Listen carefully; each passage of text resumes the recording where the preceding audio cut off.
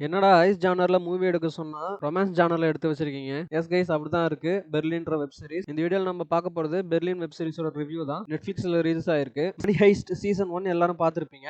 அதுல வந்து பெர்லின் அப்படிங்கிற ஒரு கேரக்டர் இன்ட்ரோடியூஸ் பண்ணியிருப்பாங்க. அந்த கேரக்டர் வந்து ஸ்டார்டிங்ல பெருசா இல்லைனாலும் நாளடைவில் சீசனோட எண்டில் பார்த்தீங்க அப்படின்னா ரசிகர்கள் மத்தியில் நல்ல வரவேற்பு இருந்தது.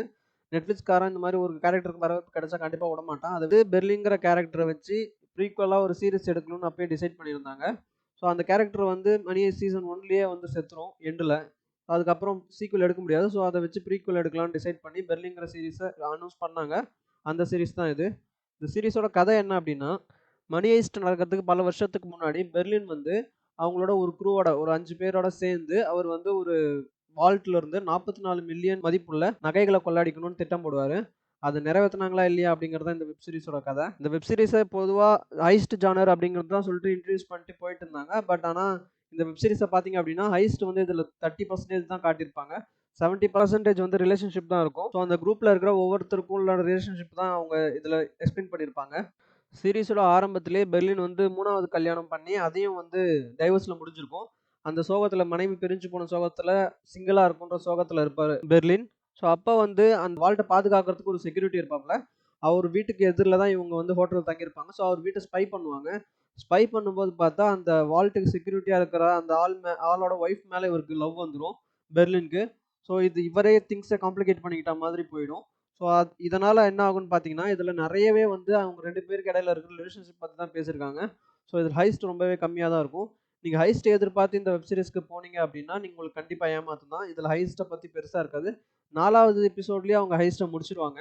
ஸோ அதுக்கப்புறம் அங்கிருந்து எப்படி தப்பிச்சாங்க, அந்த நாட்டை விட்டு எப்படி தப்பிச்சாங்கங்கிறது தான் இத சுத்தி சுத்தி சொல்லியிருக்காங்க. வித் ரிலேஷன்ஷிப் திங்ஸோட. நானும் இதில மணி ஹெய்ஸ்ட்ல வந்த புரொஃபசர இதில எங்கேயாவது காட்டுவாங்க அப்படின்னு ரொம்ப எதிர்பார்த்தேன். ஆனா அத காட்டல. ஆனா அதுக்கு பதிலா 2 பேரு கேமியோ வந்திருந்தாங்க. அலிஷா ஷேராவும், ரெக்கல் அப்படிங்கிற அந்த போலீஸ் கேரக்டர் இந்த 2 பேரும் வந்து இந்த சீரிஸ்ல கேமியோ பண்ணியிருந்தாங்க. அதுவுமே அங்க நல்லா இருந்தது. அந்த சீனுக்கு நல்லா இருந்தது. இதுல ட்விஸ்ட் உடைக்கிறாங்க அப்படிலாம் எதுவுமே இல்ல. இந்த இந்த இதுல பரபரப்பாலாம் எதுவும் போல. ஜஸ்ட் பேரே வந்து பெர்லின் தான். ஸோ பெர்லின் கண்டிப்பா இந்த கொள்ளைய சக்சஸ்ஃபுல்லா தான் முடிக்க போறாரு. அது எப்படி பண்றாங்க அப்படிங்கிறத காட்டுறாங்க. அதுல பெரிய பரபரப்பு, ட்விஸ்ட், சஸ்பென்ஸ் அப்படிலாம் எதுவுமே இல்ல. ரொம்பவே சுமாரா தான் போகுது வெப் சீரிஸ். இவரோட க்ரூல மொத்தம் 5 பேர் இருப்பாங்க. டேமியன், ராய், கெய்லா, கேமரன், ப்ரூஸ் அப்படின்னு சொல்லிட்டு ஒரு 5 பேர் இருப்பாங்க. ஸோ இவங்களுக்கு இடையில இருக்கிற ரிலேஷன்ஷிப்பை பேசுனது வந்து ரொம்பவே நல்லா இருந்தது. அது கொஞ்சம் இன்ட்ரெஸ்டிங்காக போச்சு. இதே பார்த்தீங்க அப்படின்னா கெய்லாக்கும் ப்ரூஸ் அப்படிங்கிற கேரக்டருக்கும் இடையில ஒரு ரிலேஷன்ஷிப் பில்ட் பண்ணுவாங்க. அது ரொம்பவே ஸ்லோவாக கொண்டு போனாங்க. அது ரொம்பவே நல்லா இருந்தது பார்க்கறதுக்கு. அந்த ரிலேஷன்ஷிப் பில்ட் ஆனதும் நல்லா இருந்தது. அது கொண்டு போய் முடிச்ச இடமும் நல்லா இருந்தது. நமக்கே அது பார்க்கறதுக்கு ஆர்வம் வந்தது. இதெல்லாம் தவிர்த்து பார்த்தீங்க அப்படின்னா, இது ஒன் டைம் வாட்சபிள். உங்களுக்கு மணி ஹெய்ஸ்ட் பிடிச்சிருந்தா இத பார்க்கலாம். ஆனா இதில பெருசா ஹெய்ஸ்ட்ட பத்தி பேசல. ரிலேஷன்ஷிப் பத்தி தான் பேசியிருப்பாங்க.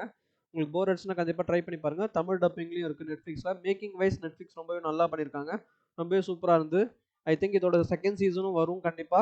ஏன்னா இந்த சீசன முடிக்கும்போது அப்படிதான் முடிச்சிருந்தாங்க. அடுத்த ஹெய்ஸ்ட்க்கு அவங்க பிளான் பண்ற மாரி தான் முடிச்சிருந்தாங்க. இது எந்த டைம்ல வந்து மணி ஹெய்ஸ்ட்டோட கனெக்ட் ஆகுங்கிறது கிளியரா இல்ல. ஏன்னா இந்த இந்த இந்த கொள்ளையடிச்சாங்களே, இந்த வெப் சீரிஸ்ல வர்ற அந்த காலகட்டத்த அவங்க எதுவும் மென்ஷன் பண்ணல.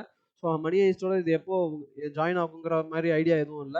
ஆனா இதோட அடுத்தடுத்த சீசன்ஸ் வருங்கிறது தெரியுது. இந்த சீரிஸ பார்க்கும்போதே. உங்களுக்கு போர் அடிச்சதுன்னா கண்டிப்பா ஒன் டைம் ட்ரை பண்ணி பாருங்க.